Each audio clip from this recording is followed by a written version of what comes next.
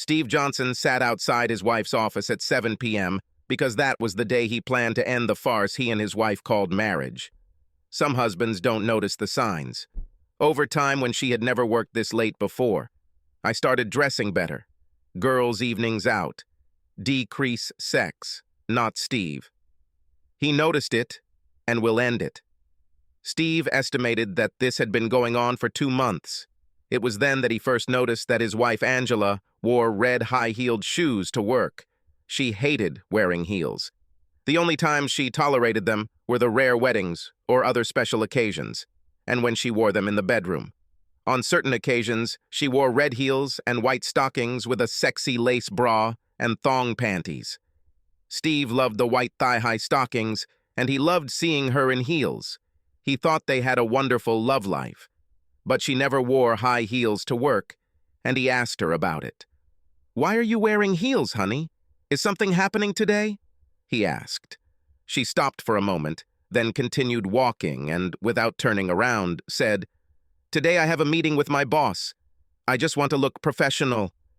He didn't answer, but thought, maybe like a professional street slut, but remained silent. Then overtime began.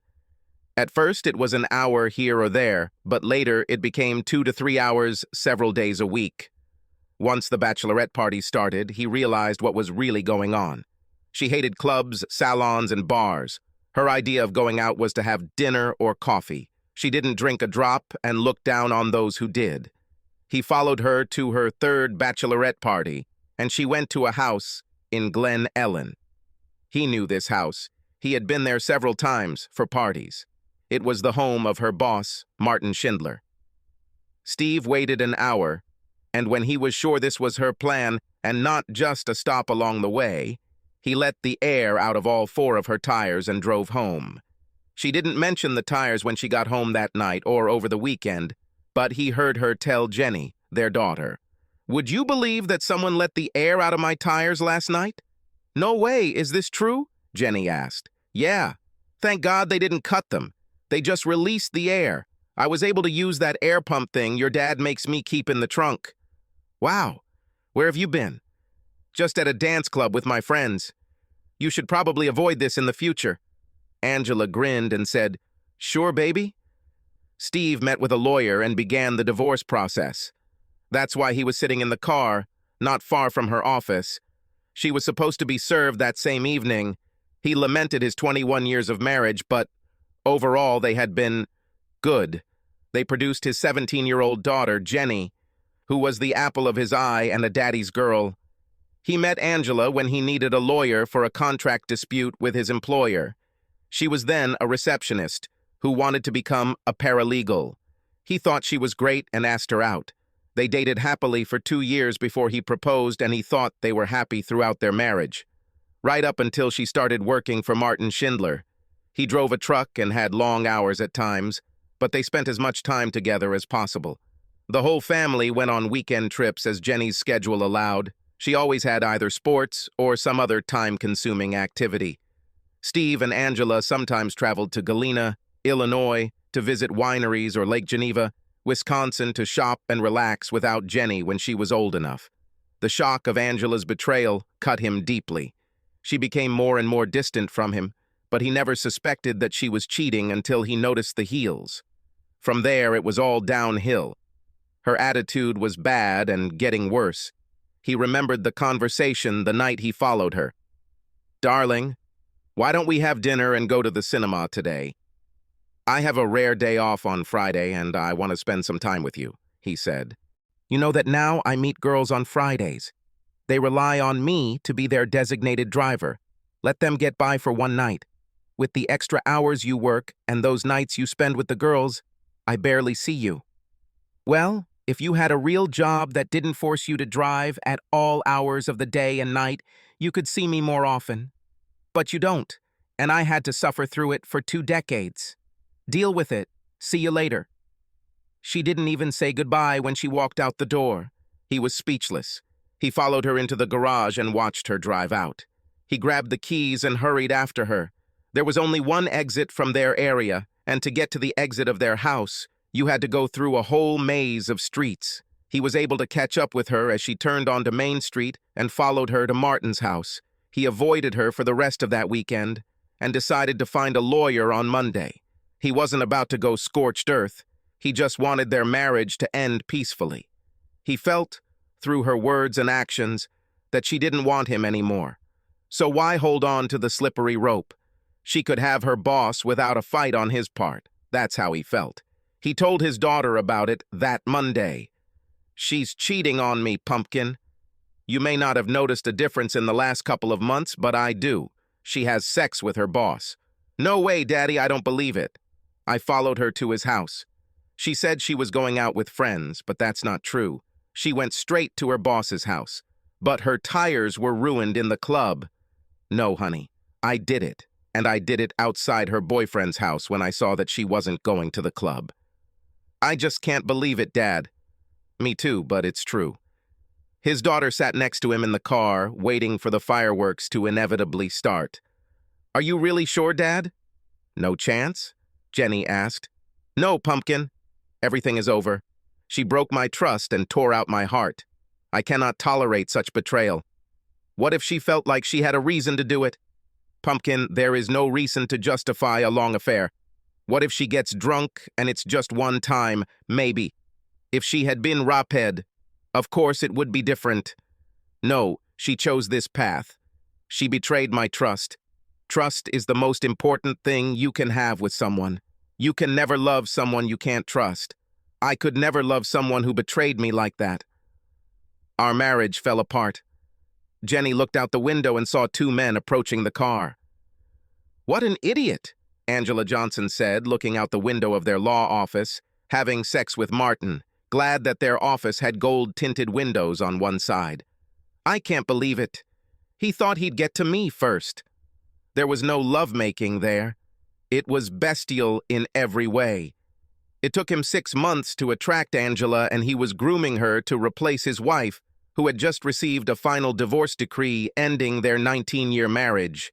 He was tired of his ex-wife's whining and moaning about everything. He was tired of her weight gain. He was tired of her lack of sexual desire. He was embarrassed to be seen with her, and when his twins left for college, he broke free.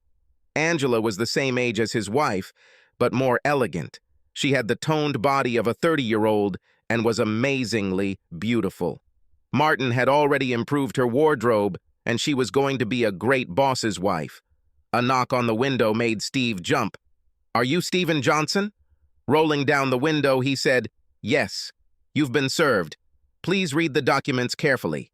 There is a restraining order that requires you to stay 100 meters away from Angela Johnson, Jennifer Johnson, and your family residence." "What? Injunction? From Jenny?" Jenny snatched the envelope from his hands and read the headline about the divorce. She found a restraining order and handed it to him. "What the hell?" he shouted. "Oh God, no!" Jenny moaned. "Daddy, I swear I didn't know." "What are you talking about?" She handed him the rest of the papers. The documentation laid out several allegations. Spousal violence, child abuse, sexual abuse of a minor. "Jenny, why?" "Dad, I swear I had nothing to do with this. This is a lie or a mistake." "Wait, how did she know I'd be here right now?" "That's because I told her," his daughter said.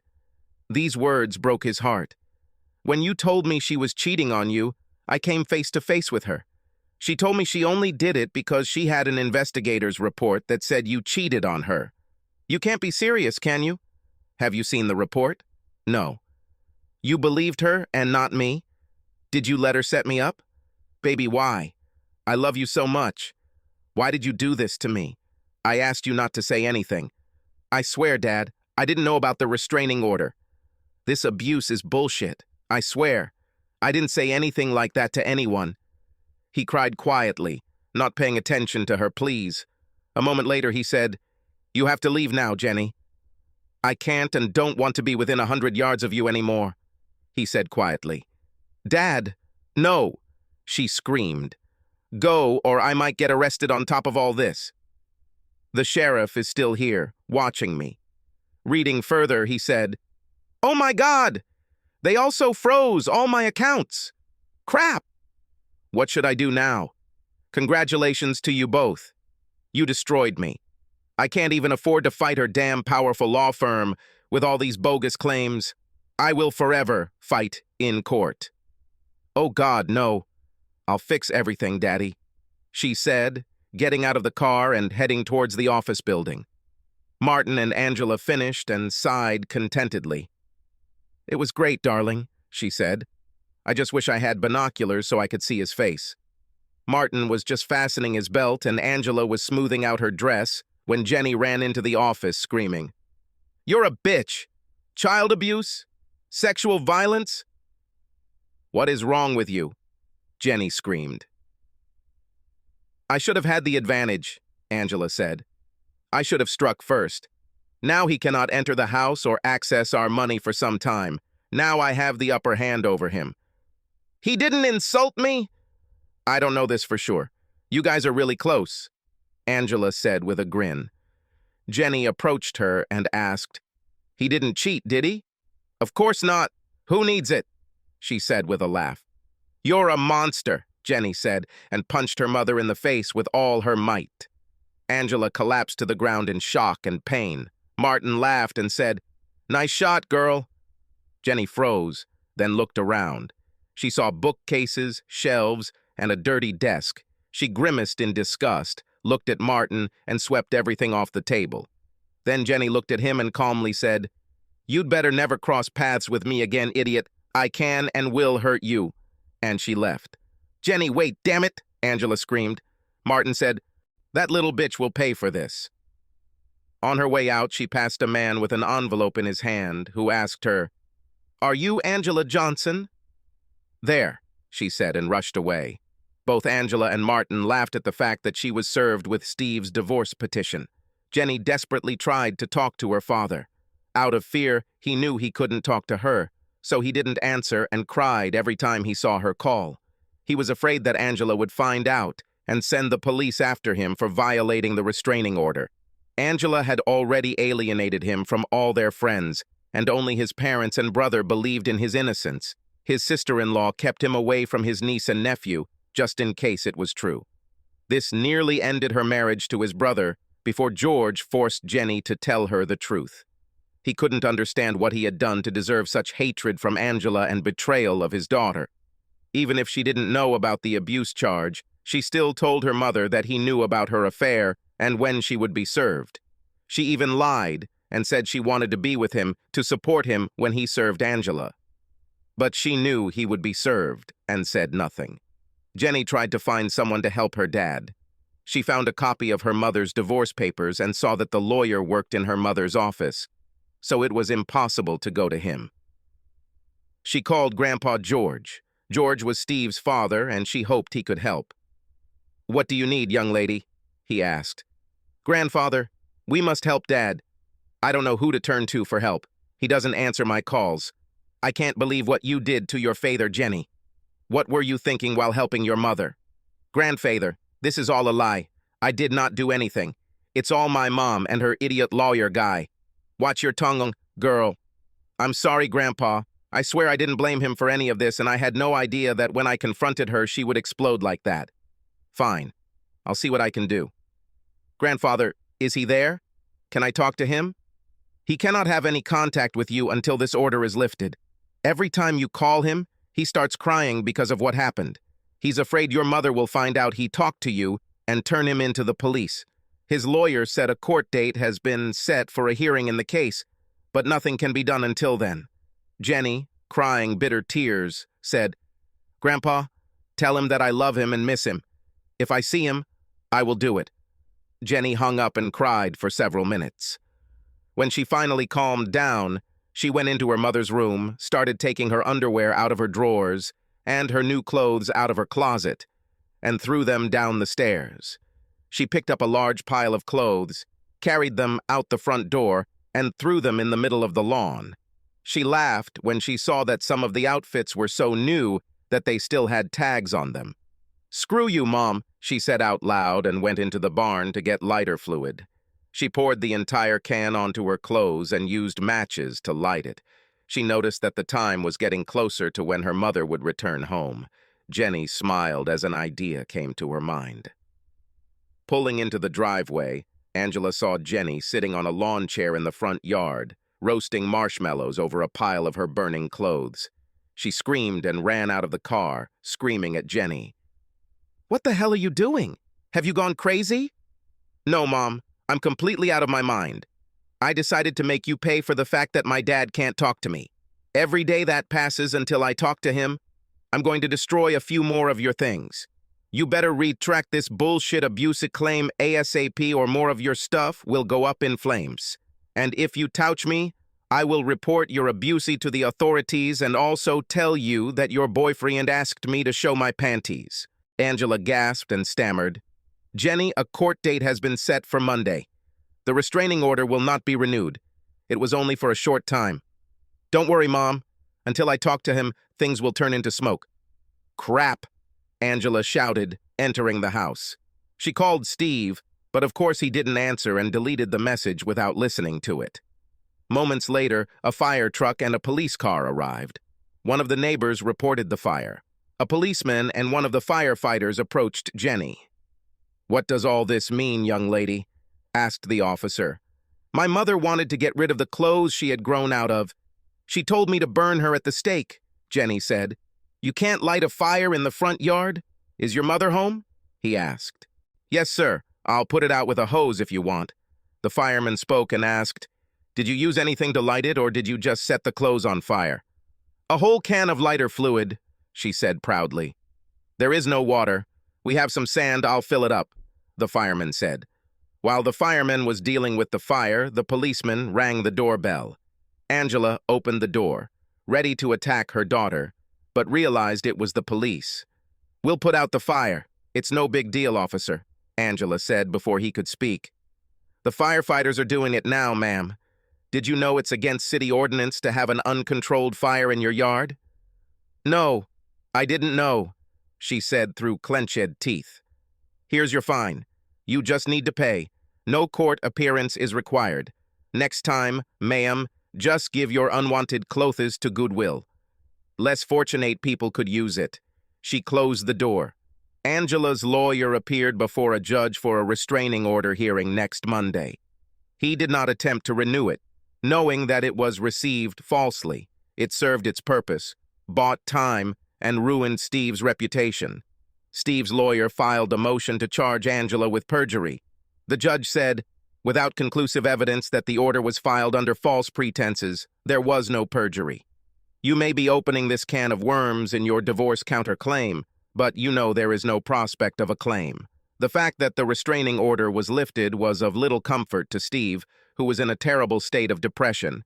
His life was falling apart because he couldn't cope with false accusations, frozen assets, his wife's betrayal, and what he felt was the worst part of it all, his daughter's betrayal. He barely made ends meet. He took time off from work, drank too much, and was miserable. He went to his house in the afternoon when he knew Angela and his daughter wouldn't be there. He discovered that she had changed the locks, but tried opening the garage door and it worked. He found all his things in the garage. There were several boxes and his clothes were in garbage bags. He noticed that she left him the wedding album and all the photographs of the happy family that used to be hung throughout the house. He kept in touch with his parents and brother, but the relationship was strained due to his problems. His parents begged him to see a psychiatrist, but he refused. He felt like he didn't need a psychiatrist to tell him his life sucked, and there was nothing he could do about it. Angela's law firm waged a campaign of war without mercy. They even told his employer about the restraining order and abuse allegations, and Steve was fired for that reason. There was a moral clause in his contract. If he had been in a better state of mind, he would have known that he could fight this and most likely win. But at that moment, he simply could not do anything. Nobody knew where Steve lived. He communicated with his family only by telephone.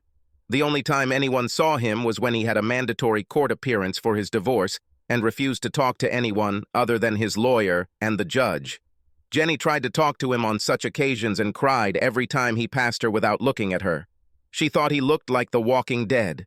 Angela was happy with how things were going. She began to resent Steve months before Martin turned her against him, and over the course of her seduction, she almost came to hate Steve. After months of legal wrangling, the divorce was declared final. Steve got his share of the assets back. His lawyer was able to get the house sold, and he kept his truck. He couldn't find a job because of false rumors circulating around town that he was abusing his daughter. No one cared that he was not accused of anything. He decided to move to Chicago, where he found work in his field as a truck driver. He put all his belongings in the back of the pickup and was saying goodbye to his parents when Jenny pulled up. "Dad, I'm so sorry. None of this should have happened," she said, running up to hug him. He cried and didn't hug her back. "You chose your mother over me without any evidence. Because you went to her, the first domino fell.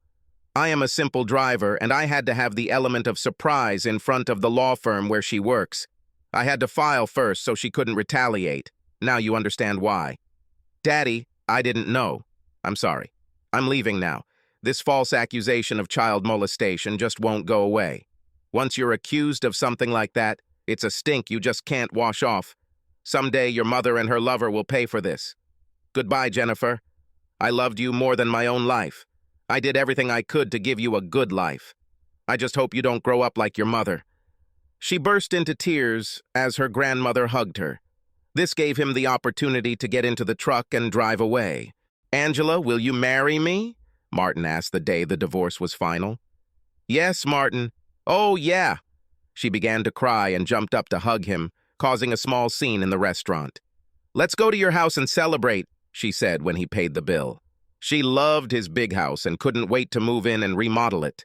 When she got rid of the tacky furniture and curtains that his ex-wife had chosen, it was imperative that their bedroom set should be the first thing to buy.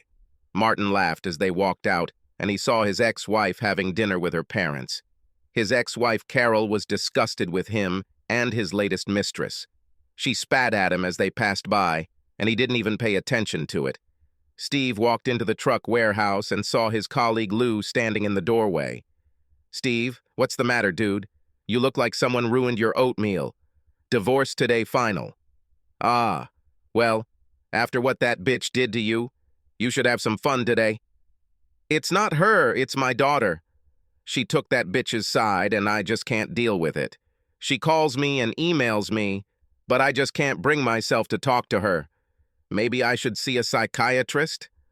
"Maybe you should let off some steam," a voice said from behind them. "Hello, Mariana." "That's not a bad idea," Lou said. "Ha, who needs my dried-out old ass?" said Steve. Marianne leaned over and whispered, "For me," and ran her tongue along his earlobe. She walked away, and the men shook their heads at her ass as she walked away from them. "Go for it, Steve. She's a wonderful girl." "What the hell? Why not?" Steve answered. "This is my boyfriend. Now let's hit the road." On their first date, Steve took Marianne to dinner and a movie. After the film, they went to Baker Square for coffee and cake. "Steve, you need to keep your chin up. You're a good guy who's down on his luck. Everything will work out in the end," she said.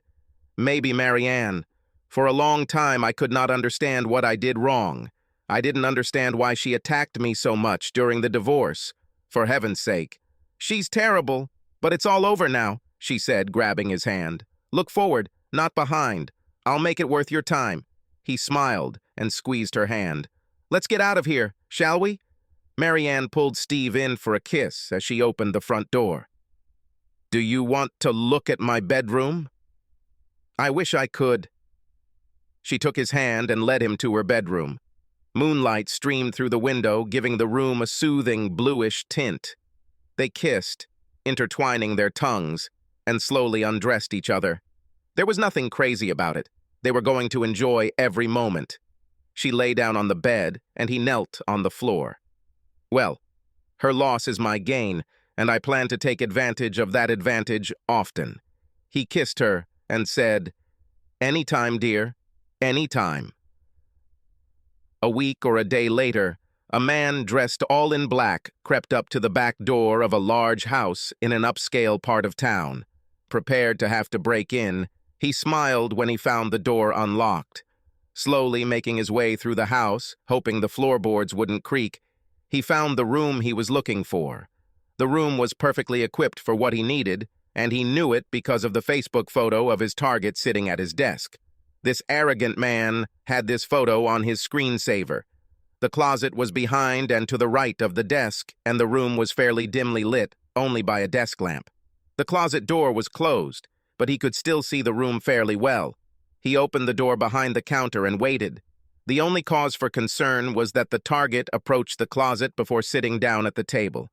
It would make things even more confusing, but the job would still get done, and his perfect alibi would keep him safe anyway.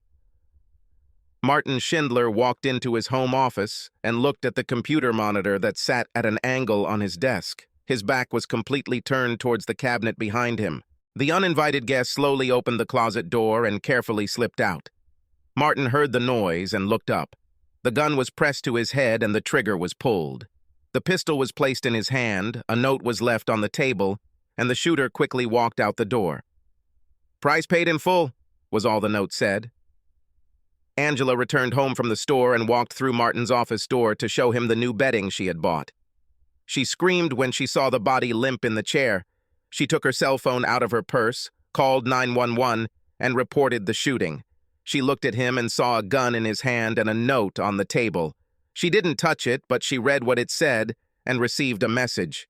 "No, Steve, no," she screamed. "What have you done?" Detective Devontae Jordan received a call and headed to the Schindlers' home. When he arrived, he saw a woman crying in the living room and crime scene investigators moving in and out of the office. He scanned the scene and looked at the new set of golf clubs in the corner of the room. Good clubs, dear ones, he thought, and continued to look around. He looked at the body and saw the gun still clutched in the victim's right hand. He asked one of the officers who arrived first, "What do we have at the moment?" An obvious shot. To himself in the head. Victim lawyer Martin Schindler. Homeowner. The bride is Angela Johnson. She found the body and called 911. Is there a note? Yes, sir. It is typed on a computer and is not signed. It's just one sentence, that's all. He handed him a plastic bag with a note. Detective Jordan frowned and asked, "Is the bride that blonde?" "Yes, sir." "Ma'am, do you have any idea what the note means?" Detective Jordan asked Angela. "Yes, that means it wasn't suicide. My ex-husband killed him. Martin hates guns. He didn't have such a gun." "Why do you think your ex did this?" "Because he felt Martin took me away from him." "Did he really know? Did you date the deceased while you were married?" Lowering her eyes in embarrassment, she said, "Yes." "Could there have been anyone else who might have wanted him dead? He was a lawyer, right? I think his ex-wife was very angry about being left. He practiced corporate law, civil clients who have almost never been in a courtroom." "Okay, ma'am. Where were you this evening?" "Shopped. You don't think I did it, do you?" "I don't even know if it was suicide. Could you give me the receipts for your purchases, please?" "Okay, detective." On a sunny Sunday afternoon, Detective Jordan visited Steve Johnson. "Mr. Johnson, I'm Detective Jordan. I need to ask you a few questions, please." "Of course, Detective. How are you?" "Where were you last night around 8 p.m.? "Have worked. I was driving a rig through Rockford. I arrived at the station at 9:30. You could check the logs. Where did you come from?" "Madison. What's happened?" "Martin Schindler was shot dead last night in an apparent suicide." "Unobvious?" "Let's just say there are some inconsistencies." "Fine. Well, I couldn't finish it from Rockford." "No, sir. If I have any more questions, I'd like to call, if that's okay. Of course, I will give you my new mobile number." The detective left and was unhappy that he had to drive to the northwest side of Chicago to talk to Steve, and then across town to the carpool to check the alibi. He thought a little more about what was bothering him about the suicide. Why would a left-handed person shoot himself with his right hand? Why did he type the note? Why were there so few gunshot marks on his hand? But they were present and stated that the victim fired a gun, but it was an oddity. After the detective left, Steve sat down at his kitchen table when Lou spoke. "What does this all mean, Steve?" Steve laughed and said, Would you believe that my ex-fiancé committed suicide? No fucking way. Yeah, I hope my alibi checks out. They laughed and clinked beer bottles on toast. Angela sat in the front row at the funeral, mourning the man who so easily took her away from her wonderful husband. Tears flowed for the man who convinced her to go on a nuclear attack and kill a good man so that she could change. She was madly in love with her truck driver, husband, until she was transferred to work for Martin. Martin targeted her and almost immediately began to wear her down. Snide comments about truck drivers, flippant comments about him when he was on a trip. It was too easy for Martin. He planted a seed that she had neglected because of Steve's long days and sometimes nights on the road. And it grew. She couldn't decide whether she was crying because of the loss of her fiancé or because of the loss of her husband and the breakdown of her relationship with her daughter. It was all a waste of time. She didn't hear anything and wouldn't care if the room was buzzing around her. She didn't see the looks Martin's ex-wife and his daughters were giving her. They blamed her for his death. "You could come to the funeral and pay your respects," Angela said, approaching her daughter, who was home for the weekend from college. Jenny looked at her intently and said, "How dare you tell me that I should respect the man who destroyed my father? Fuck you. I shouldn't even call that piece of shit a man." She slammed the door as she left the house and took the long drive back to college in La Crosse, Wisconsin. Detective Jordan was sitting in a meeting with his boss discussing the lack of progress in the case. All the suspects' alibis have been verified. Steve Johnson's truck tracker shows he made no stops on his way from Madison to Chicago, and the timing of the trip was correct. The warehouse team identified him as the driver. Angela Johnson's receipts and surveillance cameras place her at Macy's, Victoria's Secret, and Starbucks in the medical examiner's window at the time of her death. Schindler's ex-wife and her daughters had dinner with her parents, brother, and sister-in-law in honor of her birthday, said Jordan. "Was it your ex's birthday?" the commander asked him. "No, they were just celebrating it. Heck, I even checked on Johnson's daughter, and she was at college over 3 hours away in Wisconsin." "There's no chance that it was suicide?" the commander asked him. "It's possible. It just seems to me that it's not true." "Well, with no suspects, no motive, and no concrete evidence that it was even a murder, let's close it as a suicide." Jordan nodded and left the room, upset. 6 months later, Angela invited Jason Davis to dinner. It was their third date, and Angela got him into bed. After a passionate night, Jason went home. He opened a bottle of beer before going to bed and sat down to check his email. As he sat at the kitchen table, a gun was pointed at his head and fired. They put a gun in his hand and left a note. "The price has been paid in full." Detective Jordan walked through the apartment and into the kitchen. Before he could speak, he was handed a suicide note. "Well, damn it. Looks like I was right about something else. Now I just need to find out who the hell did this," he told the officer. "Any fingerprints, Mark?" he asked the technician. "Yes, but if I had to guess right now, I would say that they are victims." "Are there any witnesses? Who called the police?" Jordan asked. "A neighbor heard the shot and called 911. No one saw anyone enter or leave." "Of course not. How did they get here?" "No broken locks or windows. It looks like a balcony to me."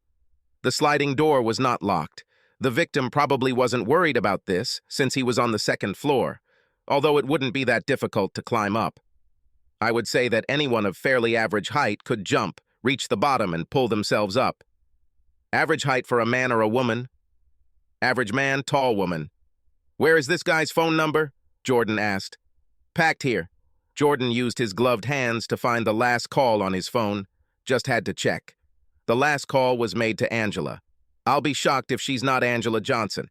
After the usual condolences and pleasantries, the detective got to work. "Miss Johnson, why do your lovers seem to want to commit suicide?" Detective Jordan asked. "It must be Steve. He is the one punishing me." "Where were you last night, ma'am?" "At home all night.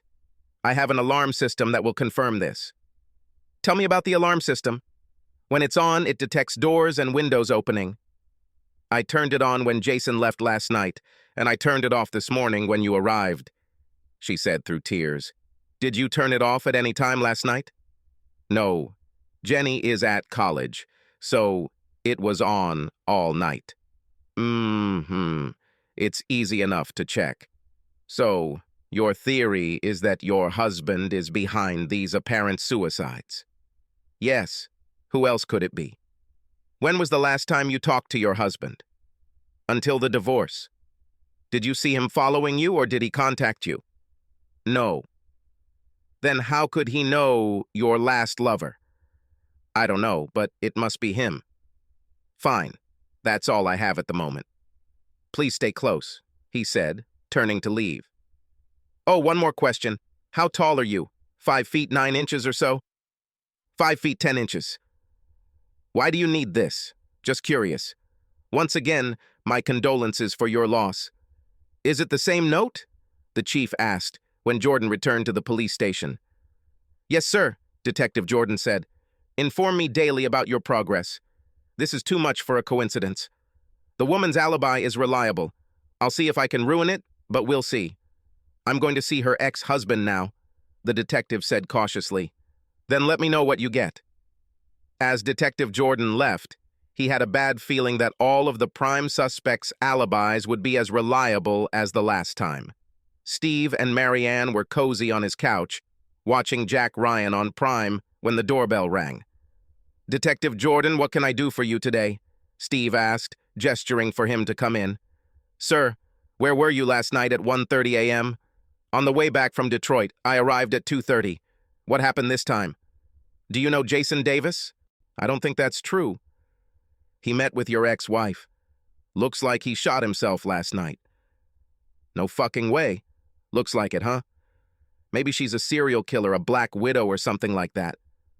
Maybe. Thank you. If I need anything else, I will contact you. Steve laughed as he closed the door. What was all that, baby? Asked Marianne. It looks like another of my ex-wife's boyfriends has died. Oh, God, she breathed, raising her hand to her mouth. Yeah. Thank God I have an alibi.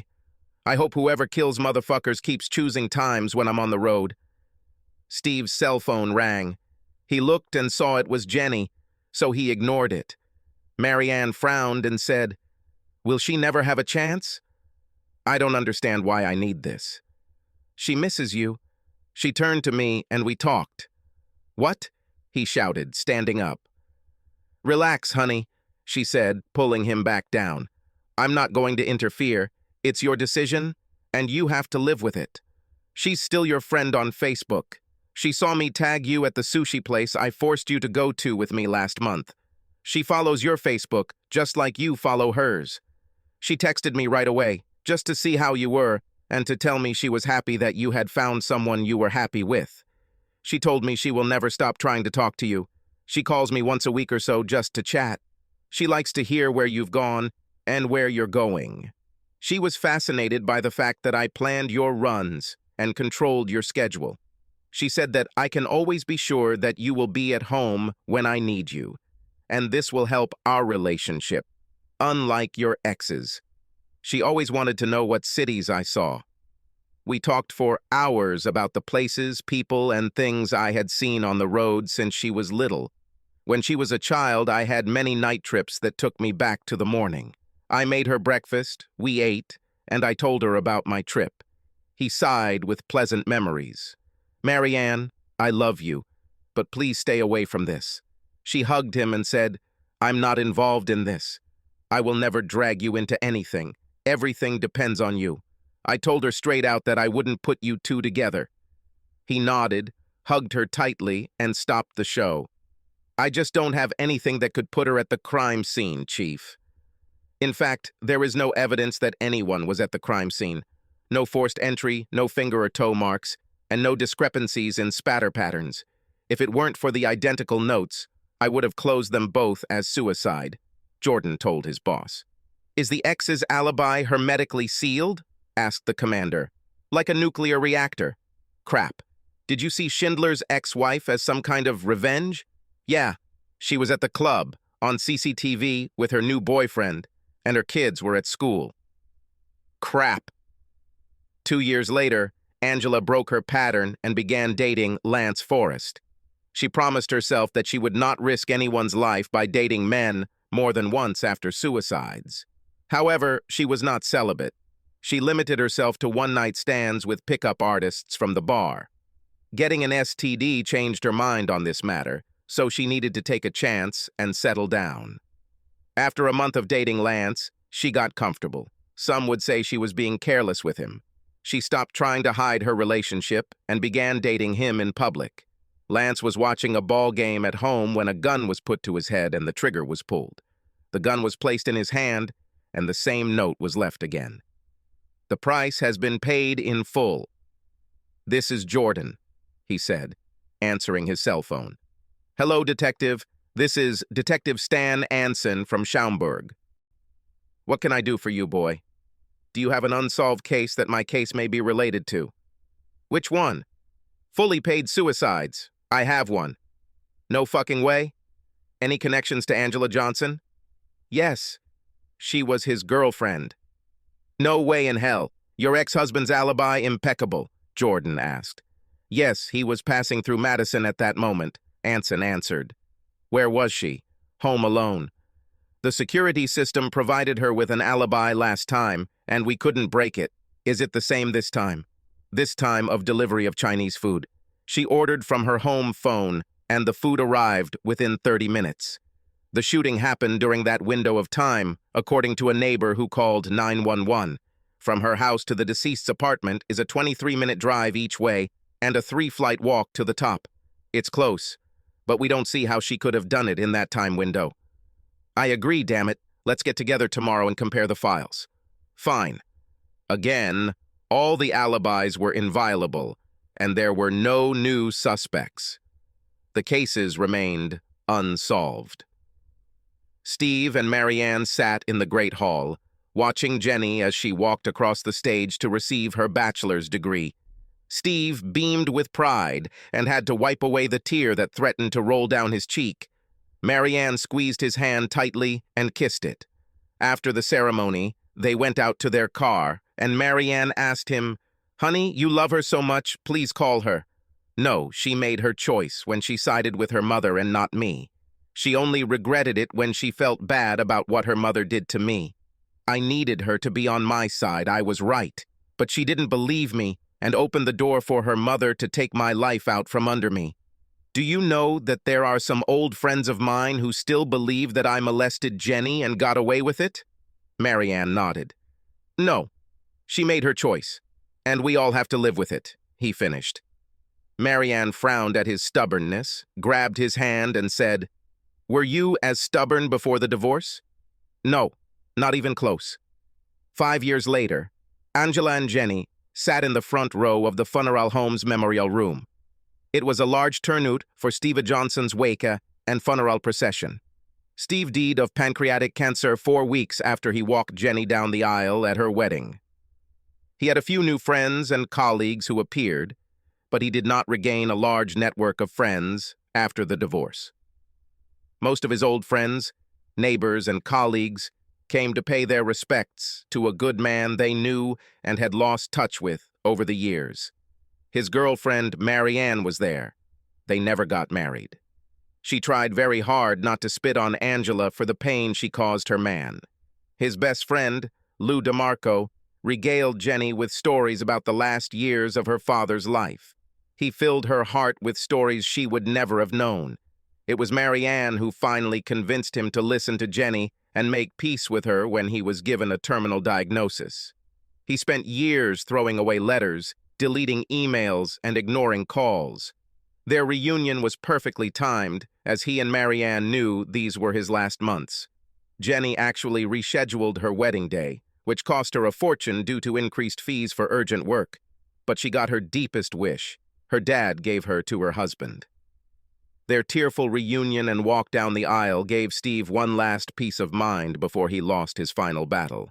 The last words he spoke were his thanks to Marianne for returning Jenny to him and his apology for never marrying her.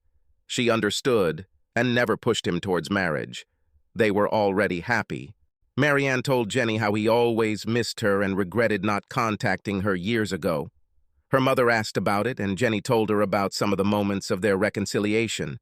She said, "He told me he was at my graduation, in the back rows, away from anyone who might recognize him." "It's true," Marianne confirmed. "I was with him. He said he followed my career as I rose through the ranks and became a detective in Streamwood. He was so proud of you." He kept clippings from the Herald. "You were the youngest person to ever become a detective there." He liked it when they said you had a knack for criminology, and later when the newspaper called you a crime scene expert, he almost cried, Marianne said. He said it was because of all that stuff you guys watched Columbo and Criminologist together when you were little. He hoped that you would get to Chicago or some other big city and have more important things to do. Jenny smiled through most of the wake, listening to stories about her father's life after the divorce. She was happy to finally meet Marianne, whom she still spoke to from time to time. His new life seemed as good as it could be. He died a happy man. She said her last prayer after the funeral and thanked God that he had finally found peace. Angela tried to reconnect with Jenny throughout the wake and funeral. She ruined everything at the after-service lunch when she made the wrong comment at the wrong time. They were sitting alone after everyone had left when Angela said, "Jenny, I've finally found peace." "What are you talking about, Mom?" "I haven't been able to have a relationship for the past few years out of fear that your father would kill them." Jenny couldn't believe her ears. "He was acquitted by the police, you worthless bitch. But now you're happy that he left so you could have some fun? I hoped you had changed, but now I hope you rot in hell." Angela winced. "You do not understand." Jenny cut her off and said, "The next time I see you, Mom, is when we get your fat ass in the ground." "No, Jenny, please understand." She interrupted again, saying, "Goodbye, Mom. Good luck in your sex life." This was the last time she spoke to her mother. 10 months later, Angela was having dinner with her boyfriend, Charlie Harlan, at an expensive steakhouse when Charlie became serious. "Angela, these last 8 months have been so wonderful for me." Squeezing his hand, she said, "For me too, Charlie. I wasn't sure I'd ever love again, but we found each other. Angela, I love you. Will you marry me?" Angela took a deep breath and said, "Yes, yes, I will marry you." At that moment, she thought, "He's dead. I have nothing to worry about." A week later, Charlie sat on his back porch, thinking about his upcoming wedding and Angela moving in with him. He took a deep drag from his Cuban Monte Cristo No. 2 cigar and exhaled the smoke. When he sighed contentedly, the gun was put to his temple and the trigger was pulled. A pistol was placed in his hand, a cigar was placed in an ashtray, and a note was left under a heavy ashtray on the table. "The price has been paid in full." Angela hung up after speaking with Detective Jordan. Her face was wet with tears after the emotional conversation. She went up to the bathroom and grabbed a bottle of sleeping pills. She didn't need it for a while, but she always kept it handy. She walked to her mailbox, placed an envelope in it, and raised the flag so the mailman knew there was outgoing mail. She lay down on the bed and thought about her wedding to Steve and what a beautiful day it had been. She thought about Jenny and how proud she was of her career. She thought about family vacations and trips to the park. She regretted never having met Martin Schindler and ruining her own life. Finally, she prayed to see Steve soon. She placed the note on her chest as she fell asleep for the last time. Her note read, "My price has been paid in full." Jenny entered the house with mail and a bag of groceries. She put everything back in place, hung her keys on the hook, and kicked off her shoes. Her husband, Blake, wouldn't get home until almost midnight as he was working his second shift as a cop, so she could enjoy the quiet of the house. She opened a bottle of California Cabernet and poured a glass full. After taking a sip, she walked over to the pile of mail and saw a letter. "Holy shit!" she screamed when she read the sender's name, Angela Johnson. She tore it open and read her mother's last message to her. Falling into a chair, she tearfully read what her mother's suicide really meant. "Wow, Mom, wow," she said to the empty house. She took her mobile phone and called. "Jordan. Detective Jordan, this is Jenny Stanger, daughter of Steve and Angela Johnson. Hello, young lady. Sorry to hear about your mother's suicide. Thank you. At least you don't have to investigate. Yes. What can I do for you, Jenny?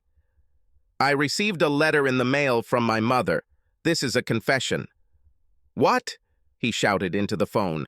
This is a confession of all suicides that were actually murders. Obviously, she was crazy. I cannot believe this. Jesus Christ. Okay, come and meet me at my site as soon as you can. I'm on the road. She took the first page, set it on fire, placed it in the fireplace, and made sure it was completely burned. The letter said, "My dear Jenny, I give you this last gift of my repentance. Whether you believe it or not, I love you with all my heart, and I apologize for all the pain I caused you. It wasn't intentional, and hurting you and your father was the worst thing I've ever done. I knew it had to be you when Charlie was killed, and I accept my punishment. I'm sorry that I made you punish me in this way, and I hope that you can now live the rest of your life without the pain of my betrayal of you and your father.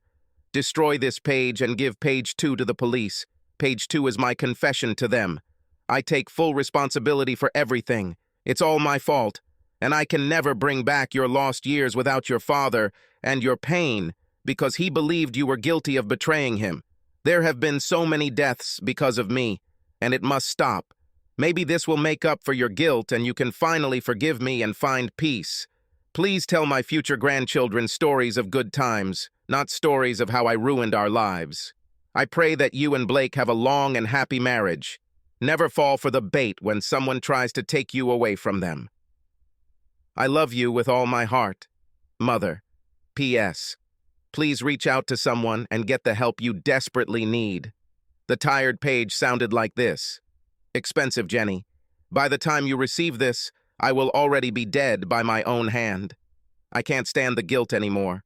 I killed all these men, my lovers. They all had to pay a price for taking me from your father. I always belonged to him. Maybe now I can join him again. May the Lord forgive me. I will always love you, and I'm sorry I ruined our life. Before Martin, we truly had an ideal family. Mother. Jenny walked over to Detective Jordan's desk, and after exchanging greetings, sat down in the chair he offered. After reading the letter, he said, "Lord, Jenny, forgive me for suspecting you. Yes, I just can't believe it. She must have really gone crazy years ago when I stopped talking to her after what she did to my father. I can't believe she kept dating just to kill them. God, I just don't understand this. In a way, it makes sense that it was her. For a couple of murders, her alibi was unimportant. We just couldn't find her at the crime scene, and frankly, we didn't have enough good evidence. I always felt it was your father or Schindler's ex-wife, but we couldn't ruin their alibi either. Well, I'm glad it's all over. Murders, her pain, my suffering. Be careful, take care, detective." "You too." Jenny walked out of the police station with a smile a mile wide and shook her head. She stopped, opened the car door, looked at the sky and said, "Thank you, Mom. I hope you find Daddy wherever you are. Subscribe to our channel so that your second chaff doesn't cheat on you, and go ahead and listen to the next story, because this story is nothing compared to the next one. If you're under 18, don't even think about listening to the next one."